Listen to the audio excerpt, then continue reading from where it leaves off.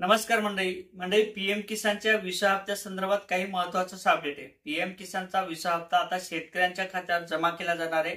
नरेंद्र मोदी यांच्या हस्ते त्याचं बिहारमधून वितरण केलं जाणार आहे आणि शेतकऱ्यांच्या खात्यावर विसा हप्त्याचे 2000 रुपये हे जमा केले जाणार आहे। यासाठी आता काही अधिकृत तारीख देण्यात आलेली आहे का, कोणत्या तारखेला हे पैसे जमा केले जाणार आहे आणि बऱ्याच चॅनलच्या माध्यमातून सध्या सांगण्यात येत आहे जर आपण केवायसी केली नसेल तर आपल्याला केवायसी करायची आहे। मग आता ही केवायसी कोणत्या शेतकऱ्यांना करायची हाही एक मोठा प्रश्न आहे आणि केवायसी करताना कोणती काळजी घेतली पाहिजे हाही एक मोठा प्रश्न आहे। नेमकी माहिती कशा पद्धतीने घेतली पाहिजे किंवा कशा पद्धतीने आपण माहिती चेक केली पाहिजे या संदर्भात आपण थोडक्यात सविस्तर माहिती या व्हिडिओच्या माध्यमातून आणि चॅनलच्या माध्यमातून घेण्याचा प्रयत्न करणार आहोत।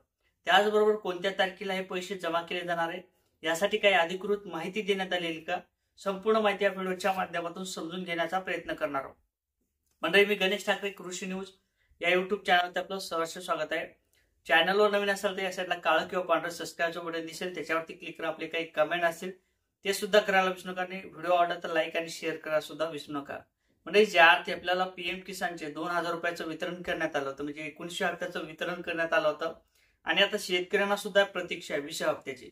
आता बऱ्याच काही न्यूजच्या माध्यमातून सांगण्यात येते की आपण जर केवायसी केली नाही तर मग आपल्याला पीएम किसानचा नमो शेतकरी सन्मान निधीचा जो काही हप्ता असणार आहे तो मिळणार नाही, परंतु केवायसी करताना बंधनकारक असणार आहे। आता केवायसी कोणत्या शेतकऱ्यांना करायची, ज्या शेतकऱ्यांना आतापर्यंत 1900 हप्त्याचं वितरण करण्यात आलं नाही अशा शेतकऱ्यांना केवायसी करायची। ज्या शेतकऱ्यांना 1900 हप्त्याचं वितरण झालेले म्हणजे आपल्या खात्यावरती पैसे जमा झालेले आहेत अशा शेतकऱ्यांना कोणत्याही प्रकारची केवायसी करण्याची गरज नाही, कोणत्याही प्रकारची माहिती देण्याची गरज नाही। आपोआप हे शेतकऱ्यांच्या खात्यावर पैसे जमा केले जाणार आहे। आता केवायसी करत असताना ओटीपीची जी काही पद्धत असेल ती गव्हर्नमेंटच्या माध्यमातून, राज्य सरकारच्या माध्यमातून, केंद्र सरकारच्या माध्यमातून याला बंदी करण्यात आलेली आहे।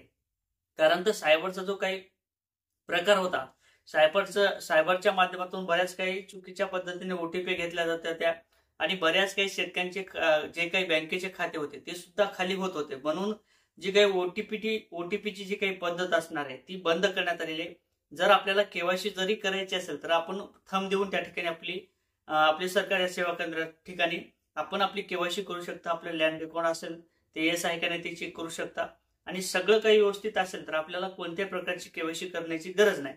आपोआप हे शेतकऱ्यांच्या खात्यावर पैसे जमा केले जाणार आहेत। आणि आतापर्यंत आपण फार्मर आयडी काढली नसेल तर ही फार्मर आयडी सुद्धा आपल्याला कंपल्सरी असणार आहे।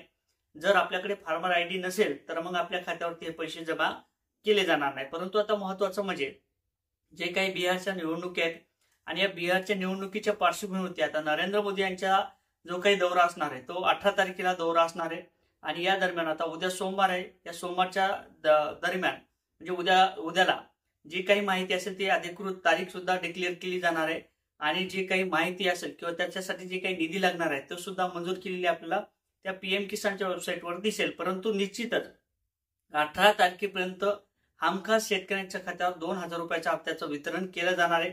नरेंद्र मोदी यांच्या हस्ते त्याचं बिहारमधून वितरण केलं जाणार आहे आणि डायरेक्ट डीपीटी अंतर्गत हे पैसे शेतकऱ्यांच्या खात्यावर जमा केले जाणार आहेत।